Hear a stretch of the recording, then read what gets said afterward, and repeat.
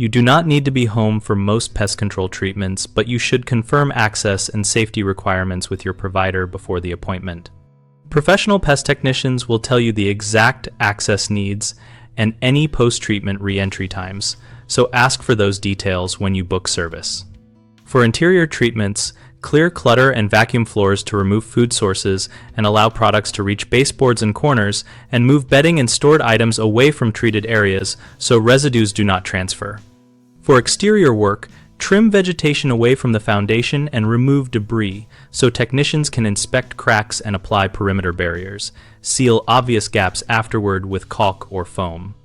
Always secure pets and children by taking them off-site or confining them in a well-ventilated room with covered food and water and a plan for re-entry only after the technician confirms it is safe.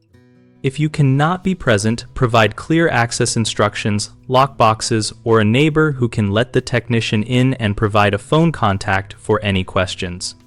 Keep a written record of the products used and follow the label directions for cleaning, laundering, and when it is safe to use treated spaces again.